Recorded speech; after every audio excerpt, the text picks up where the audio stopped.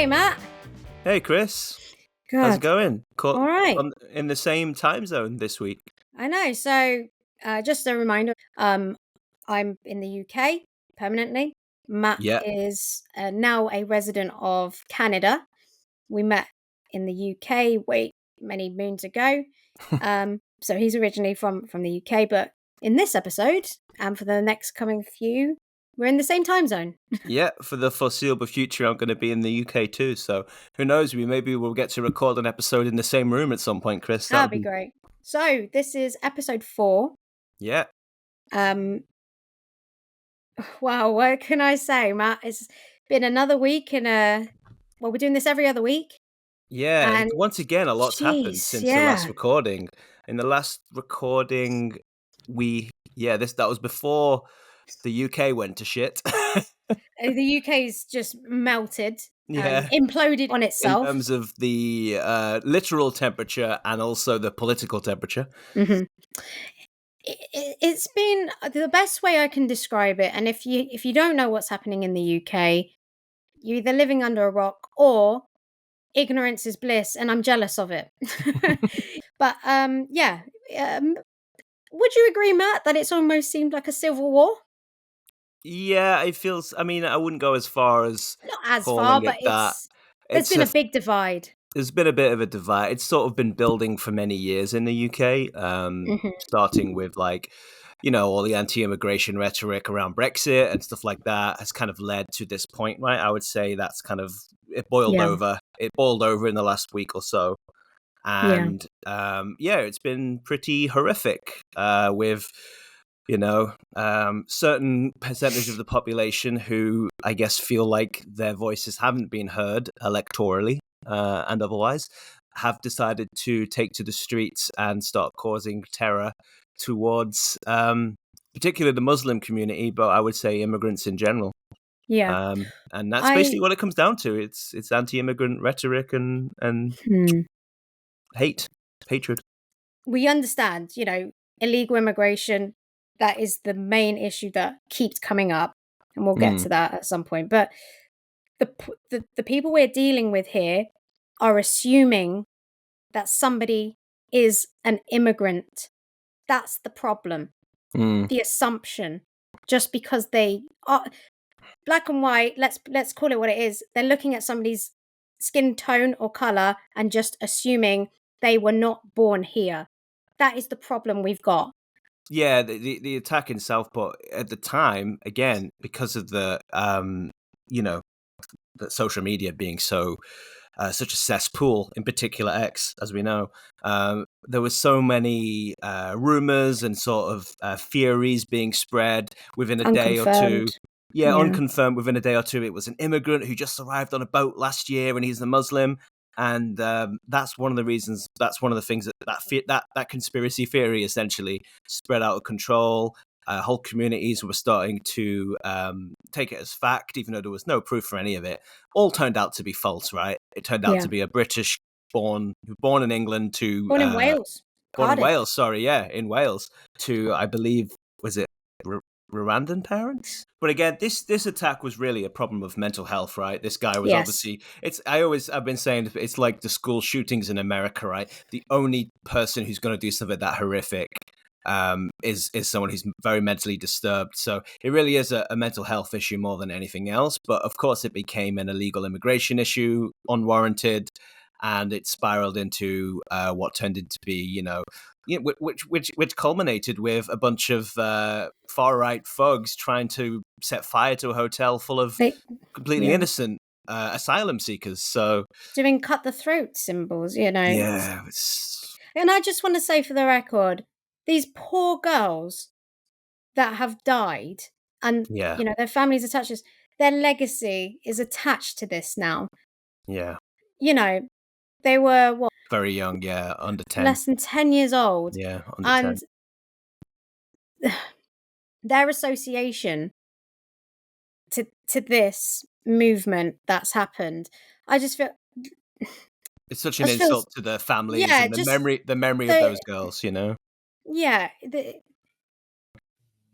it's being used as an excuse to get going. with this. It's been, like you said, it's been a boiling point. The kettle's been boiling over.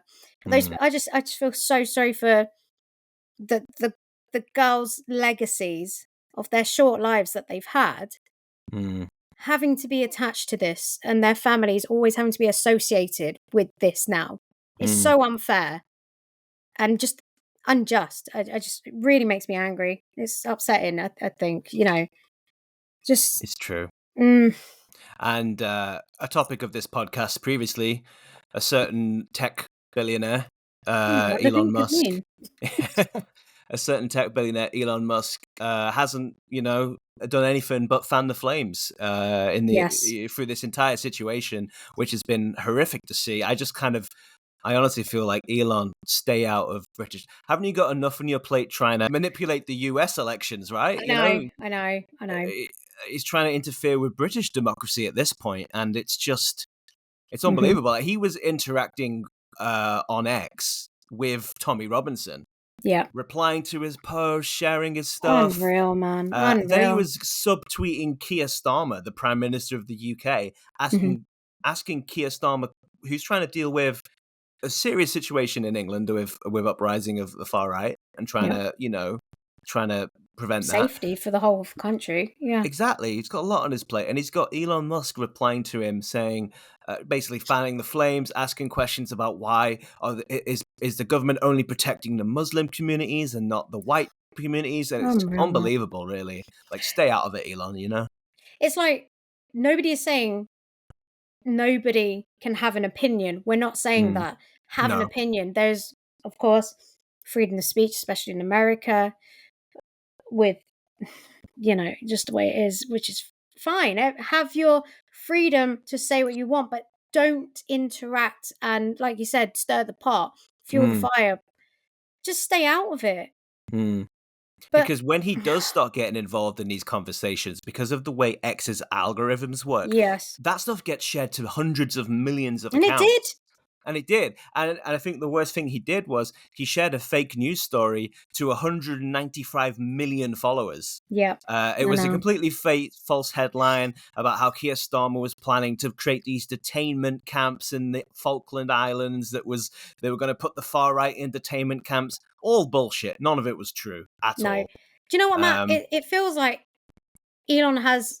He is the guy who has everything. He's the richest man on earth. So he doesn't give a shit. He no. doesn't care if he is gonna interfere with politics. It could be Britain today. It could be India tomorrow with everything that's going on over there. We've got America itself. It could be any country. He's just like his attitude, from what Yeah. I'm seeing, and it's the same as what I'd say to somebody who is the poor of the poor interfering with anything. Just got nothing to lose. I don't give a shit. Yeah, you're right. He's got nothing to lose. He he, Richest man on the planet. isn't his entitlement and the audacity of just the fact that he puts himself, he's no different to a busybody in a little village, just Mm, getting involved, stirring shit up, and then leaving again. Just mind up. Like, why, like I said, I want to repeat what I've said. Nobody is saying you can't have an opinion. Have your opinion. But when that opinion becomes a direct message and interference in policy changes and the safety of a country, to the point where people are trying to set light to a building with people in it, mm. then that's where you're overstepping the mark. Refugees welcome. Yeah. We're very but much pro refugee, pro asylum seekers, pro immigration on this podcast. If you don't like that, then probably not the podcast for this you. probably won't be the one for you. Unless you want to sit there and get really angry, then carry on Yeah. listening. Maybe subscribe. We have a link Yeah. tree.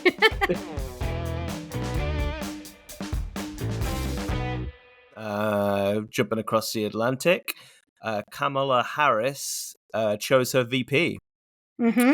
It's this guy, Tim Walz. And I was a little vindicated because I remember on the first episode we discussed it, or maybe the second episode, Yeah. and I said, like, oh, she'll probably go with a white guy from the Midwest, and Tim Walz is a white guy from the Midwest. Yeah, you So, couldn't be more spot on there, to be honest. yeah. He's the Minnesota governor, Yep. and yeah, Midwestern state, like I said, and he's very, down to earth guy. He's kind of, the Republican pick, JD Vance. Yeah. He's kind of like the real deal version of JD Vance. Mhm. JD Vance paints himself as the working man. He, that's what his novel and movie Hillbilly Elegy was, right? It's about Yeah, where he yeah. supposedly came from. But the difference is JD Vance, after he may have been born into those circumstances, but he kind of left that life quite early, and he went to the Ivy League school. He actually went on to become a venture capitalist in San Francisco. God. So for him to talk about, you know the working man and relating to them seems kind of hilarious when you think he was involved Yeah. in venture capitalism. But yeah, this guy Tim Walz was very much, born and bred in Minnesota, stayed in that life. He served in the military, working guy, and then he was like a high school football coach. So yeah, he's very much that guy who JD Vance pretends to be. So yeah, Have you seen that clip of where you can pretty much gather that Trump hasn't read Vance's book? yes, I did It's see this. so obvious he just Yeah. hasn't read the book, and he's like, "Yeah, it's great," and like, just be honest, just say you haven't read it. He's great. Trump's great at not knowing what, like, he's asked a question. He's good at giving a very generic answer that sort of Yeah, sounds like he's talking, he knows what the person's talking about, but he really doesn't, does he? yeah. Yeah. Uh, that's quite funny, Lots of but people, many people like the book. Many people like the book. Like, yeah, great so insight, Trump. so the first, it could be the only, I'm not sure, debate, Harris versus Trump, is going to be on the 10th of September. Yeah. I am Curious to looking see how forward to that that. goes. Yeah, very Mm. curious because it feels like Trump's campaign and him haven't really figured out a way to go after Kamala yet. So, No, I don't. They weren't expecting this. This is a no, fork in the road now, and this no. has completely railroaded their plan, I think. And you can almost feel everyone in the war room. If you know the film I'm talking about, in the war room, just panicking, all sat around the table. Yeah, completely. Because it feels like even when he's talking rallies and stuff, I've seen some clips of Trump and he's still going on about Biden. He's still talking Yeah, about Biden because he can't get it out of his head that that Biden's no longer around. He needs to move on and focus on the next challenge. But yeah, I don't know. It's I don't. yeah, be curious to see what happens with those debates. You know, they say, "May you live in interesting times." I think we Mhm. are we are living in interesting times, Chris. It's It's like like a we started this podcast to talk about like TV and movies, but it's ended up becoming like there's so much politics going on that we well, can't help ourselves. we do talk. We do just naturally. Yeah, We do talk about politics, and we always have done. we've always been bit political geeks, haven't we? Like as Yeah, long I as we've mean, known it's each because other. of Yeah. you, Matt, that I found an interest in American politics, actually. Oh, really? Yeah, yeah. I've always loved Yeah, American politics. Yeah, yeah, always. it was because of Mm. you. Oh God, I don't even know how many years ago now, but Like, because at the time it would have been like, yeah, like Obama it'll be era. it was the Obama, Yeah, yeah, but it was, yeah. yeah, to the end of Well, Obama got in 2008 2008, which was around the time of the big economic crash, wasn't it? or just after. Just Yeah. after, yeah, he was sort of coming into power when that was going on. Yeah, because Yeah. when we went, yeah, that's the thing. When we went to uni, when we started uni, we went in as students within a recession and came out of it. Mm, Yeah, it was a very weird time because going in, I remember there being, so the company that I worked for before I went to uni was a TV crewing company. So what we would do, I was a production assistant and then worked up to production manager at that point. So what we would do is we had they called it, the books. So we had a cameraman, soundman. I was saying, so my job was we would have, oh, I don't know, Come Dine With Me. We did one of the MTV Music Awards, Champions League, those, on that level. A lot of ITV was one of our biggest well, bookers. Yeah, ITV. So we'd crew for them. So we would arrange the crew, we would arrange their travel, any accommodation that would need to happen. We'd make sure they had everything, contracts signed.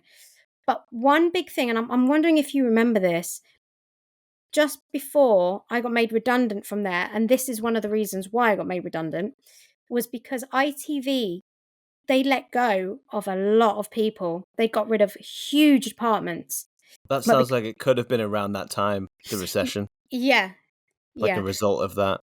So we went in, I went into uni panicking a bit because I'm going in at a time where I'm actually working on productions. I've just been made redundant. All the Mm, camera crew who have these guys, oh, you watch TV, and I knew all the guys on the credits, mm, soundies, camera ops, I knew them all. that's awesome.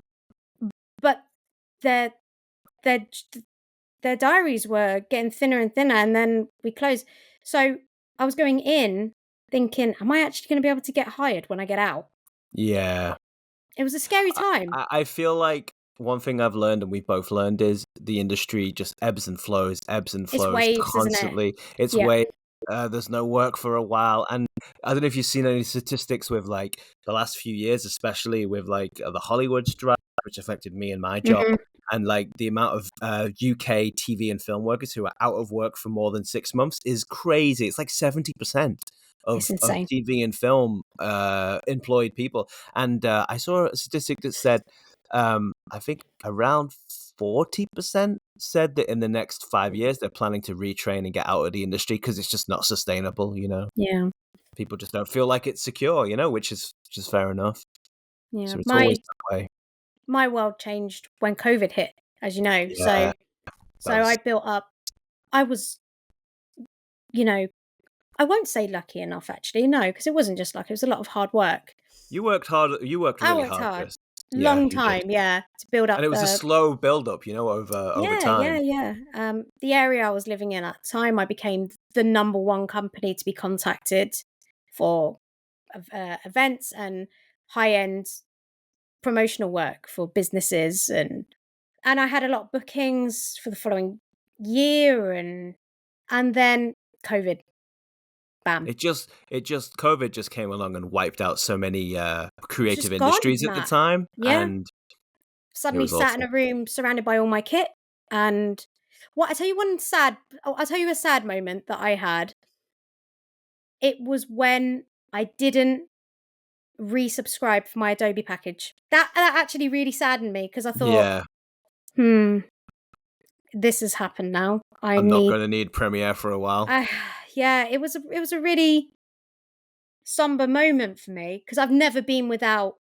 I've never not had a subscription to editing software. I've never not, and that kind of felt like a limb going because I Okay, didn't have any footage to edit, you know. that's sad. But yeah, at that point, so I obviously got a different job. I've retrained into something else at the moment, but I'm currently at a stage where I was talking to my partner, and I think we're gonna do. We're pretty adamant that we're gonna do a whole rebrand, and we're gonna get going again. We're gonna do Wow, a maybe a year and a half slow plan of what we can do because wow. See, we'll this is the see. first time I'm hearing this news, Yeah, I so wanted to save it for this because I thought it'd be cool well, to discuss it with you, and you I think know, it's a great idea. I mean, I think you're really cut out for the creative world. You've got a great vision and sensibility for production, for editing, all of that stuff. I've always said that about you. thanks, Matt. So I fully fully support you pursuing it again. I think now's the time, and the area of the country you're based in right now Well, I've has noticed a gap in the a market down gap in the here. market. Yeah. Yeah, I've noticed a gap in the market, and I'm gonna claim that monopoly.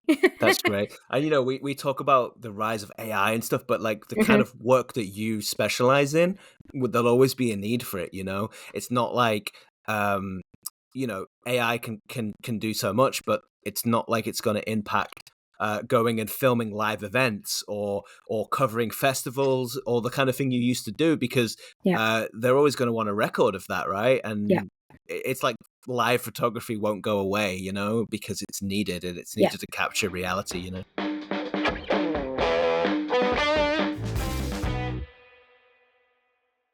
So I got hacked.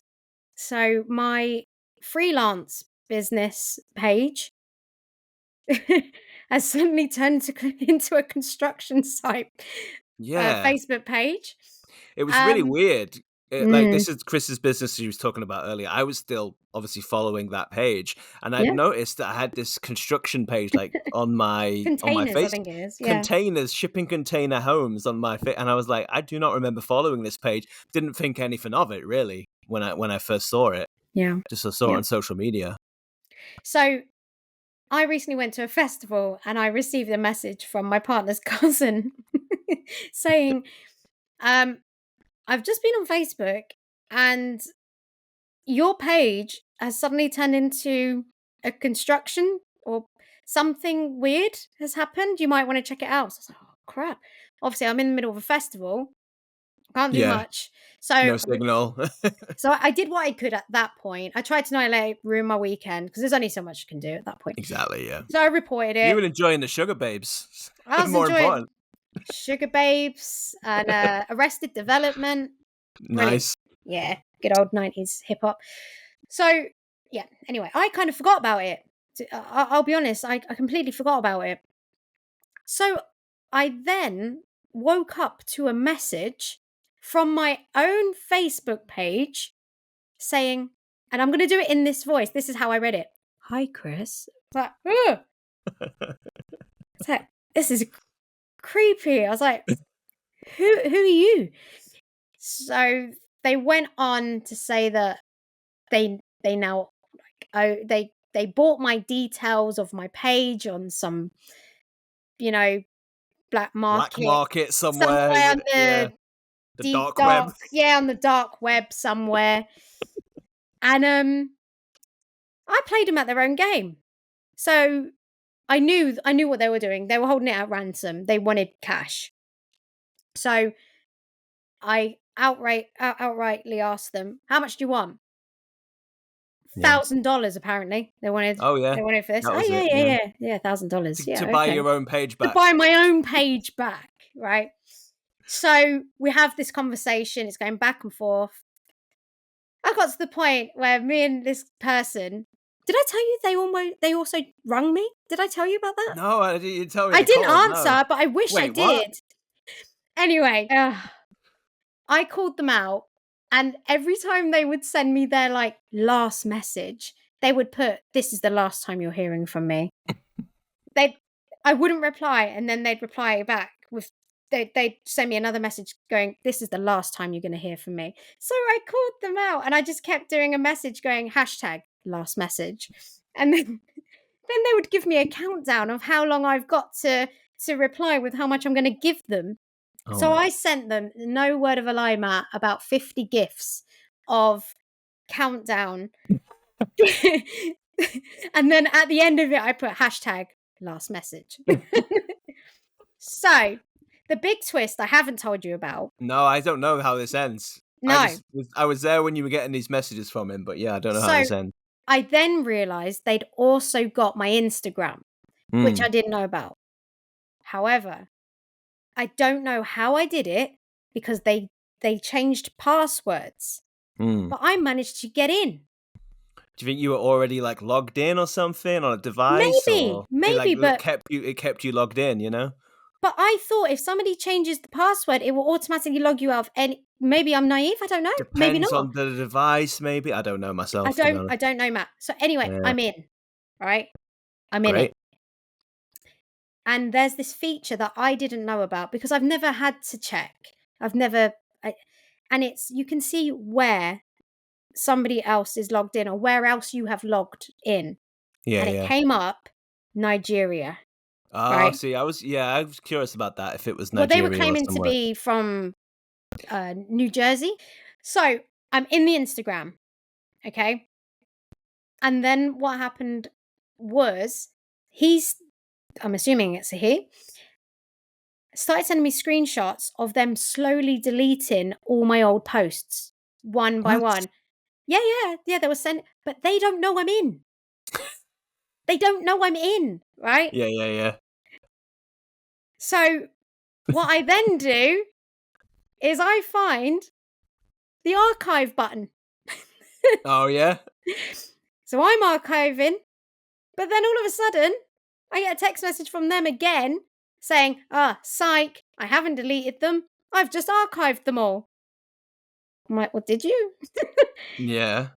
Anyway, I kept trying to change the password, but the problem Mm. is the email address that they had bought, I hadn't used it for a while because it was attached to my freelance business, right? Mm. So I had no reason to use it. So it had expired.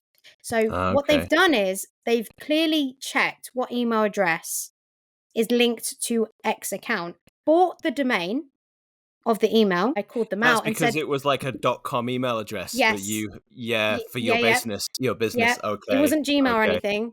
And So because you're not using the business anymore, that makes sense. it just deleted. So I asked them to send me proof that the email address that they have, I Mm. want to see the first email. I want to see the date of it because I know when I started it. Yeah. And they're like, we're not doing that. I'm not going all the way back. So I was like, well, Oh, you okay. clearly have just bought the email, but it's not my inbox. Yeah, I see. But then, Matt, I managed to finally do it somehow. I managed to kick them out, Oh, change nice. the email, secure it, and I've got the whole archive of my entire Instagram. Amazing. I Did haven't you got the set up? Facebook. No, I you don't, can't get that's that. a loss. That's a lost cause. But the fact that I have managed to do that, I thought was, oh, That's a win. yeah, it's a win. I was like, screw you, I love hackers. that. I love it. Screw you.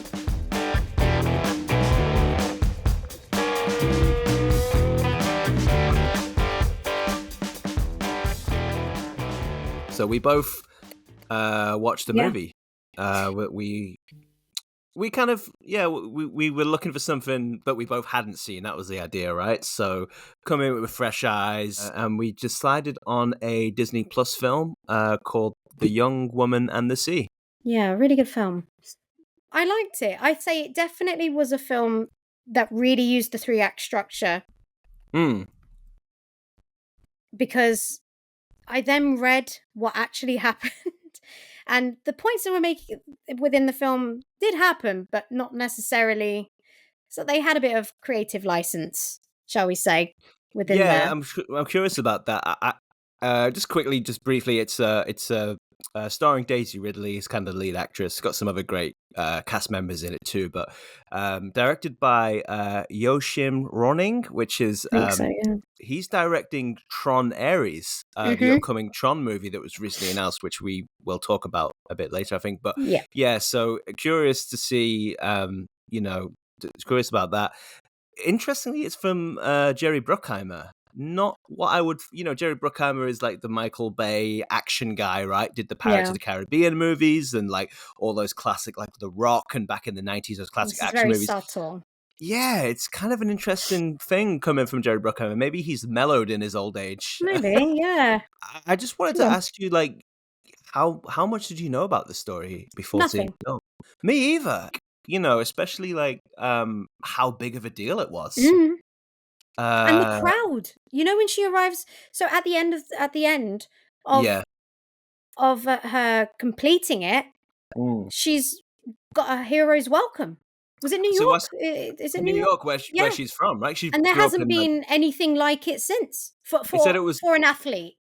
Yeah, it was the largest crowd ever assembled for an athletic Mhm. parade or athletes parade, For and one person. yeah, and when I watched it, I thought, oh, that didn't really happen. It No did. way there was that many people. And then at the end, they show the archive footage, and It's massive.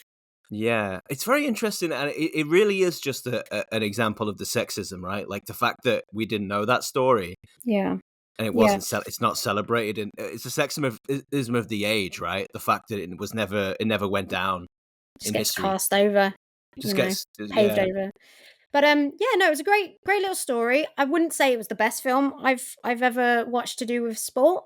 I wouldn't say it was the worst, but I enjoyed it. It Yeah, was, a sports movie. It was a very like efficient filmmaking. I thought, it kind of yeah, it hit the points it needed to do, and it did tell the create. I liked what they did with the creative license because they didn't actually change what happened. They just changed the time frame of it, shall we say? Because in real life, there was a mm, whole year, I mm. believe, in between her attempts to cross the channel.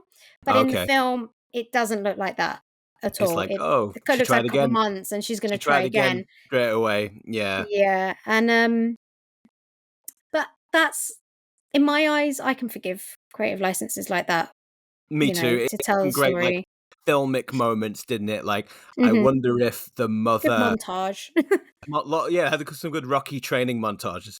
Yeah, But I wonder if like her mother really went to the radio station and stuff, because that kind of thing I'd worked love to know really that. well on screen. Hmm. Because I was thinking about this while watching it.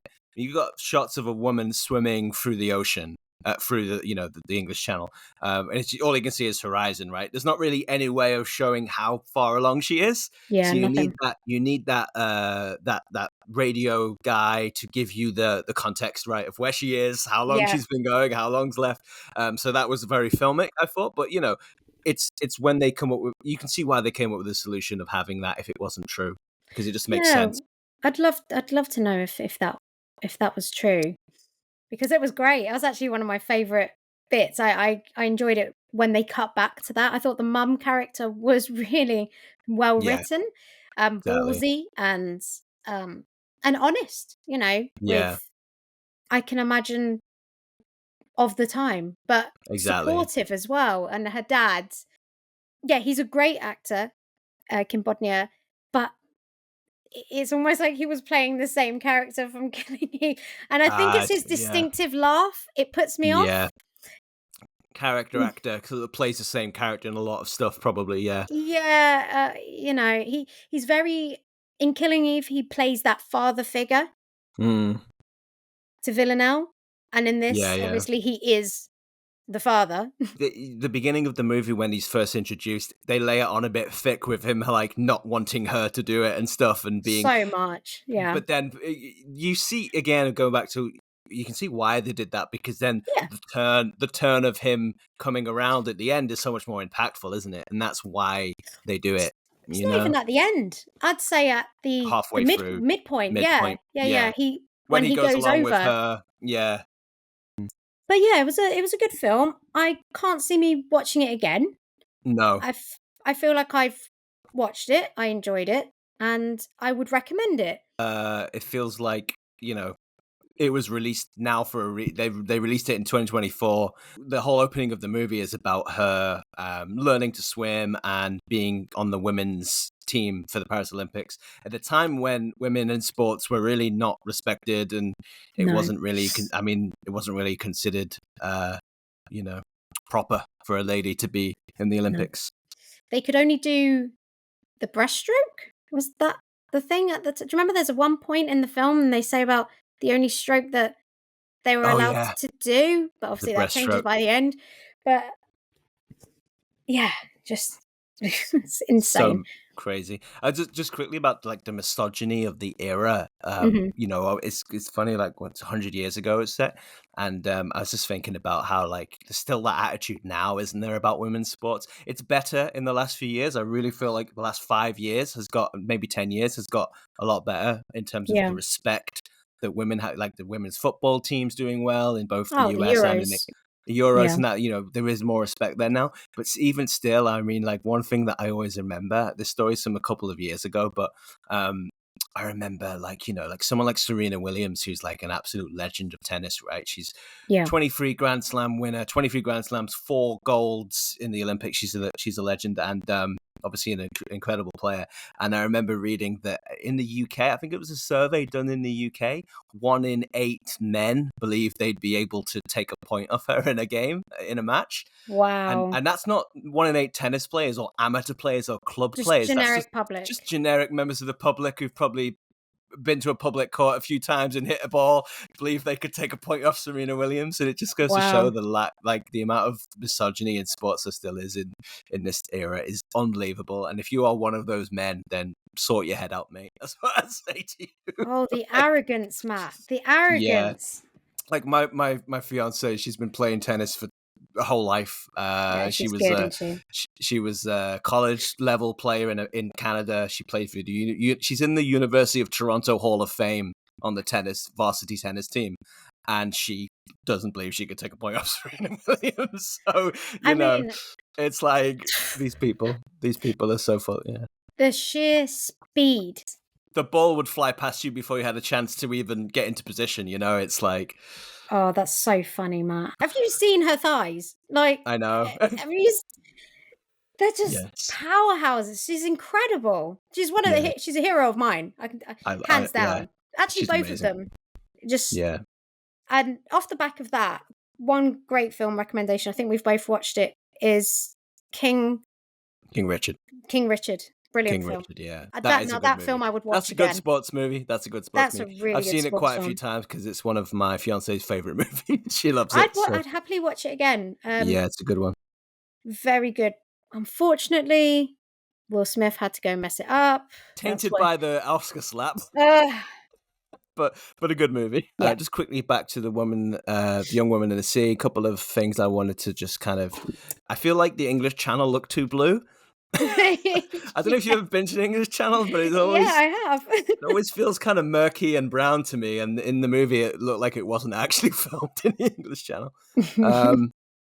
I really like the recreations of New York in the 1920s. I thought it was really nicely done. Reminded me of like Boardwalk Empire or something, that transition between young Trudy and old Trudy. I don't know if you remember that. Yeah, they do I do. that where she's the beginning of the movie, she's younger, and then she dips under the water, pops back out as Daisy Ridley. I thought that was pretty good. Yeah, that Nicely was a done. good transition. That We kind of jumped forward 10 years or whatever. Yeah. Costume design I thought was actually really good in that film. Production wise was great. Yeah, the whole production. The score actually sounded pretty good. It was subtle. Yeah. And sometimes they're the best scores where they're subtle enough to not distract you from what you're watching. Yeah. Unless it's part of a scene or something. But yeah, it was a good all round film. It was like it was enjoyable. It was okay, And good cast, like Stephen Graham's always brilliant in everything. Oh, I loved it when he pops up in the buff. Obviously, you don't see anything, but his character appears and he's like, "What? Yeah, I swim in the buff." Yeah, he's great. And the only thing, Christopher Eccleston, I love him as an actor. Bit of a dodgy Scottish accent in this one. I did think that accent weird wasn't casting for that character with him. He was great as the character, but I thought, yeah, weird. definitely. Yeah, but he basically he played a bit of a knob, didn't he? Really, exactly. And I wanted to shout out the visual effects work as well. I talked a little bit about the recreation of the 1920s New York, which was great. I thought the jellyfish scene was brilliant as well, really well done. VFX wise, it looked great. One thing that was interesting, because I was reading about the VFX work, one of the things that I think NBC did on the movie was when they filmed the plates of her in the ocean. It wasn't as choppy because English Channel's quite choppy water, isn't it? It's very choppy. Yeah, and there's a point of that in the movie about how difficult it is because of the choppiness and the waves. So obviously, when they filmed it they did film it at sea, but it was much calmer waters. It wasn't in the channel.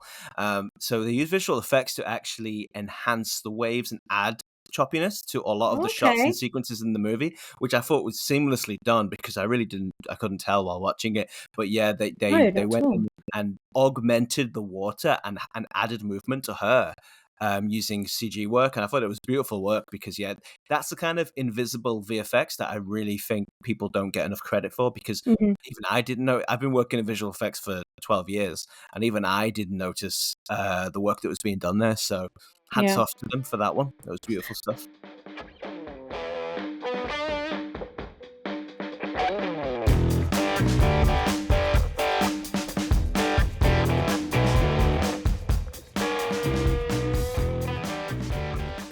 Off the back of that, I just want to say a recommendation for a behind the scenes, and it's the behind the scenes of Finding Nemo.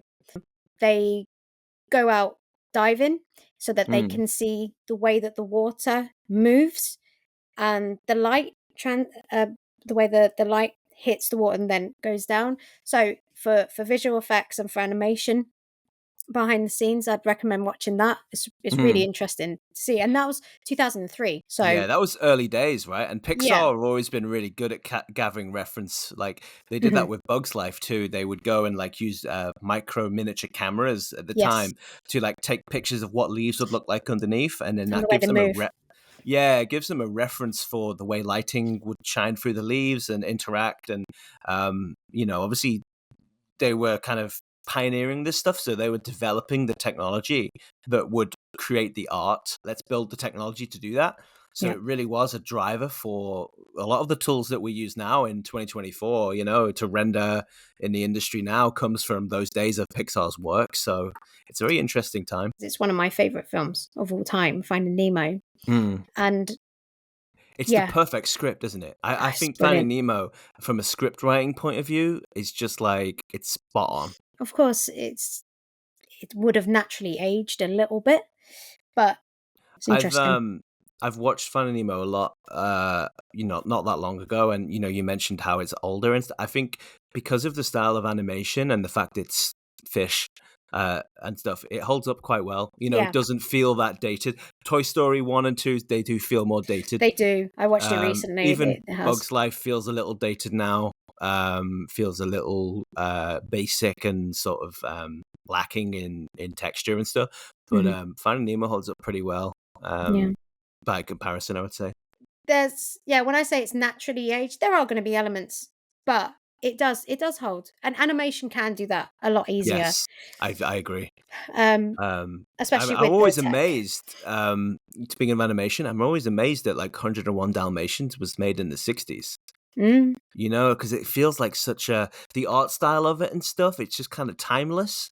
yeah. It feels like it could have been made in like the 90s or something. It's Do you think that is because the color palette pretty much is black and white?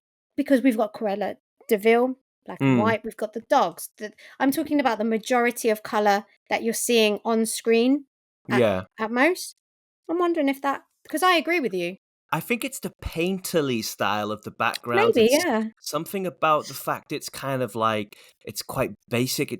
Things are kind of sketched; they're not completely defined in Mm, some of those scenes, and that's a style that's kind of came back more recently with like Spider Verse, and yeah. we are kind of going for more stylistic, more rather than realism again. Yeah. Ninja That's more Turtles. exactly that's back again, and Disney were trying something a bit different with that with Dalmatians. They weren't something like Bambi and was a bit more realistic, but 101 Dalmatians was more stylized, and I think that's what it is. It's that sort of take of reality. Um, Yeah. So, talking of animation, the last few days, we've had the D23 Expo. yeah, it's, this weekend. Yeah, I personally was liking the look of.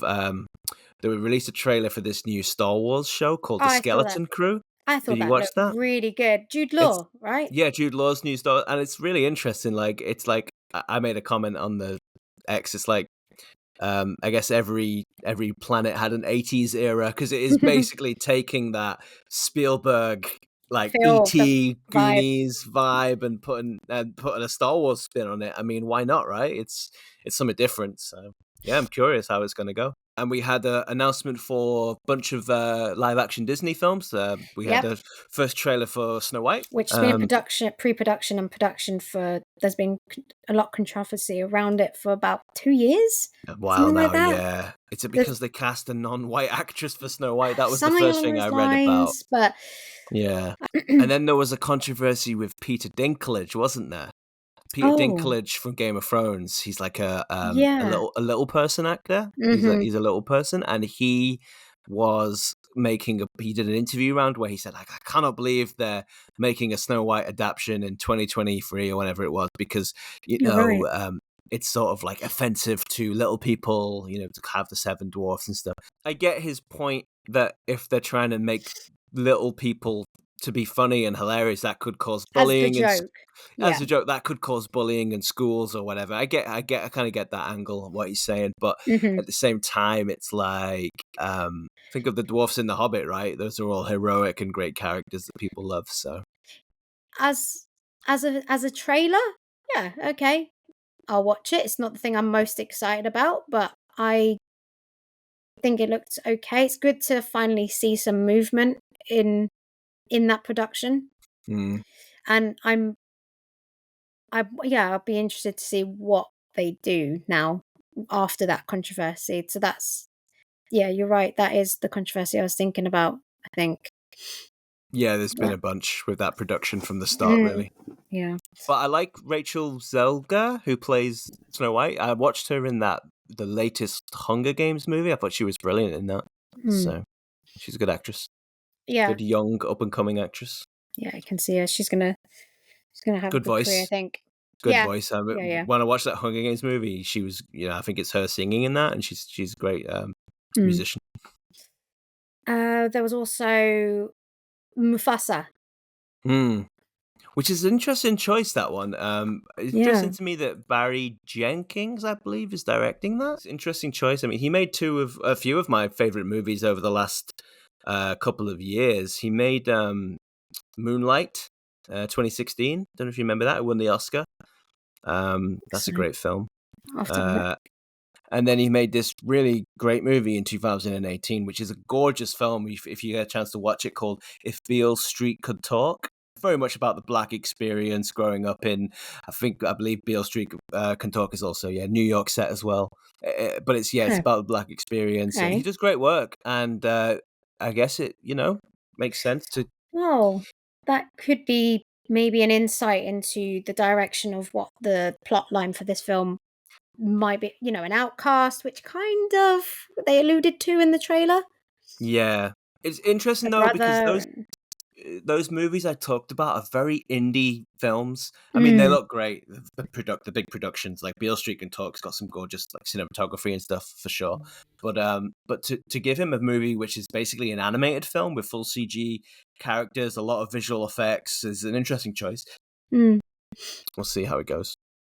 yeah, but it's good that somebody from an independent filmmaking, well, background really is being hired by somebody as big as Disney for this. So somebody's clearly watched his work and thought, you know what, I think their vision of their mentality to things will slot into what we're trying to portray in this film. So it's good. Yeah. It's good. Yeah, and that's it. I don't. It's hard to judge how it's going to be from a trailer, of course. But I Yeah. like even the fact that Disney are willing to hire a guy who was kind of story first, Yeah. not necessarily big spectacle, and give him a big spectacle movie is it says that they kind of care about the storytelling side. Yeah. It's not just let's hire the guy who has proven himself as a VFX filmmaker. Let's hire a guy who's made some great Good story. choices in story. Yeah. Mm. There's a discussion going on right now about like Mhm. Disney remakes and sequels and stuff. It's like this isn't a new thing. Like No, definitely not. they were releasing Lion King sequels in the 90s on VHS, weren't they? Straight to Yeah. VHS sequels. So Remakes are pretty much done by a production company as almost a cash injection. When mm, things are going slow or maybe something flopped, they will look into the archives and see what they could remake for a quicker cash injection because they don't need to build up a new audience. They already yeah. that box has already been ticked. Same with sequels, right? Same with sequels to a Yeah, degree. The other to a point degree. at that stage when I was doing my dissertations, it wasn't long before we had the whole fad of now come and watch The Lion King in 3D. Yeah, that's true. Titanic That's re-release. Yeah, I know what yeah, you there mean. was that and everything. So again, studios doing bad, right? What can we remake? Because we already have the story. Mm, We don't need to pay anyone to come and sell. a story to us. We already have a script pretty much, Yeah. apart from, you're going to write a new script closer to the time, but you have the plot. So it is almost seen as a cash injection tool for a Mm. studio. That's It's that's the kind of like, conclusion I came to at that point. and it was a good conclusion because you look at recently, like Marvel was struggling, having a rough time. What was their solution? Let's bring back Wolverine in a Deadpool movie to get bums on seats, right? Because everyone Mhm. loves Hugh Jackman as Wolverine. Let's get him back, Yep. even though they literally ended his story in a way where you can't really bring him back. But yeah, I guess the one we both kind of excited The about one is big the announcement. Tron Ares. We haven't seen much, but and what I did see was like kind of low quality filmed of a screen, so I'm not going to comment on the visuals too much. Mhm. But I'm really interested to see where they go with it. I'm not a huge because Jared Leto's still attached, right? I'm not a He seems to be main yeah. protagonist from what I can see. I'm not a huge Leto fan. But never have really rated him much. But I mean, I'm curious to see where they go. Jeff Bridges, obviously, I love. So yeah, I'm curious. The director is the guy who did The Young Woman in the Sea. Interesting choice. I didn't think The Young Woman in the Sea was necessarily a visual, uh, you know, was that visual of a movie, really. So I'm curious to see how he handles the big epic VFX work and visuals of Tron. It I think picking Nine Inch Nails to do the soundtrack is clearly setting the tone of what this film's going to be like. So darker, heavier. That's true, yeah. That's what I'm getting from it. Obviously, we're red as well. Red instead of We're greenish, black and bluish red. tones. Yeah, yeah. Yeah, the palette's changed. Jared Leto, yeah, not the biggest fan. However, I thought he was good in Gucci, but the character was a very animated character. So it's very He's different to this. he's quite a physical actor, though, isn't he? Mm. I feel like because he was in the Zack Snyder DC universe as Joker, Yes, and that didn't yeah, do well. but he played that very physically as well. Really transformed for that. That's that he likes to really lose himself in a character, shall we say? Yeah. Now I think Nine Inch Nails is a good choice because I don't know how much you followed Atticus Ross and Trent Reznor, who are in Nine Inch Nails. They've right. had a whole career over the past 15 years doing movie scores. So they've Oh, worked really? as not as Nine Inch Nails, but as Trent Reznor and Atticus Ross. They've done scores together and TV Right. shows, movies, this kind of thing, and all their work's been really good. So That makes more sense. yeah, That they've makes. got the experience in doing that. So Mhm. I yeah. mean, don't get me wrong. I'm not. I wouldn't say I've ever been the biggest fan of Nine Inch Nails. Mm, However, that's not to say that if I listen to the backlog that I wouldn't now at yeah. my age now wouldn't love the stuff that maybe I missed out on listening to years ago. I think we all have bands that we think, oh no, I didn't really listen to them, but now I really like them. Um, Yeah, David Lynch is a big fan. I know he used them going okay. back in like Twin Peaks and stuff, and in the movie Lost Highway, they're involved in that. But I think the first movie score they did together was the big release was Social Network. Oh, They okay. did the score to that, which is a great score. And then since then, they've worked on a bunch of stuff you'd recognize, like Gone Girl, worked with David Fincher quite a Hmm. bit. They did the TV series Watchmen on HBO, which was one of That's my big. favorite series. Yeah, one of my favorite series of the last few years. They did an amazing soundtrack to that. So yeah, they've done some great movie and TV work in the past. So I think yeah, So they sound good like choice. they sound like soundies that are film buffs to me. That's Yes, what I'm getting. completely. So, and I'm going to assume that they like the film, the first one, well, second technically, Legacy, and what Daft Punk did. But Hmm. Daft Punk's soundtrack is almost its own character within the film. Well, they are. It is. They are actually.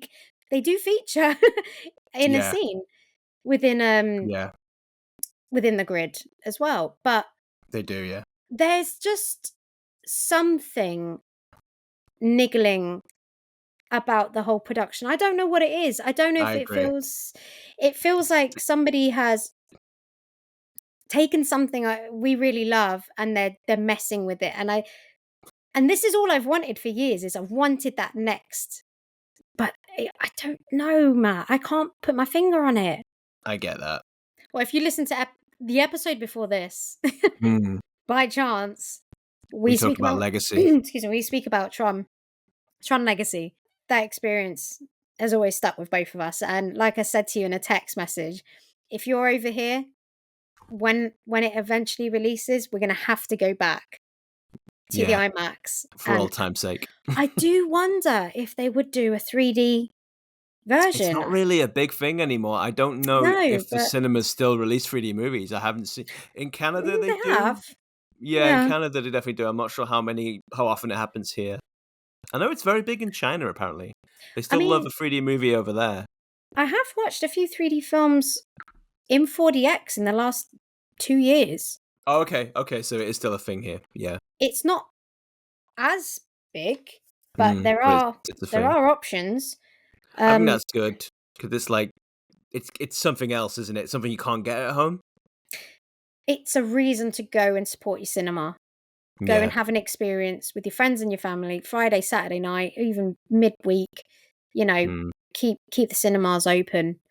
But 4DX is fun.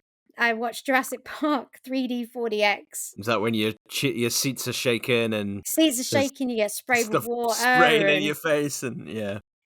we watched Scream 5 4DX. That was our first ever cool. experience. And every time somebody got stabbed Yeah. in the chair, you would get punched. And it was in sync with every single stab. Every time there was a splatter of blood, the water machine would spray in your face. But the Jurassic Park, I would just explain something quickly. When we started watching it, you know the bit where... This is the original Jurassic Park. The original... It was sorry. 1992 Jurassic Park, yeah. Yeah, where they're finding... Not Jurassic World, okay. No. The original Jurassic Park, that opening sequence, they're slowly walking over steps and rocks. And they're discovering that first bit of the dinosaurs and stuff. That bit's very subtle. In our chairs, we're being thrown about all over the place, and just like water and just air being that, because there's pockets of air that go at you as well. And we're like, I think this is out of sync. And then it cut to the helicopter scene. Nothing. We were like out of sync. Out of sync. So they stopped the film and they announced, give us 5 minutes, we're just going to recalibrate everything. It was brilliant. It was just when you're being thrown about for no reason, it's like, what's happening here? It was brilliant. I was just imagining, like, you know, the guy up in the control room, like, leaning on the button and turning up to 11 by accident during that scene, you know? Like, what is happening here? It's only meant to be a 1 here. Just, you know how... So I've got really big, long hair. So as you can imagine, I'm being thrown about. My hair's going all over the place. I can't see because he's covering my glasses. I'm like, this isn't even the right bit. It's just the guy stepping over some stones. It was so funny. Whole cinema's just like bouncing around. I kind of turned around a little bit. You could just see people being thrown about, all over, popcorn's going. And then you look at the screen and it's just them going, what is this? Taking a step. So funny. Oh man, that's great. That is brilliant. But when we eventually meet up, we're going to have to go to... I don't care what film it is. We have to go to a 4DX. I want to go to a 4DX. I want to go to a 4DX that's out of sync.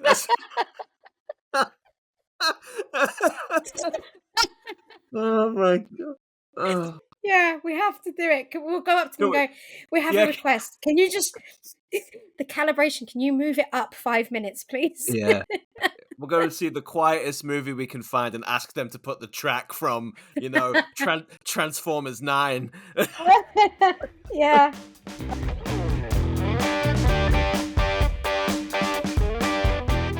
Don't forget, we post episodes every other Friday, in perfect timing for you to pick a weekend film. Follow us on YouTube, X, and TikTok.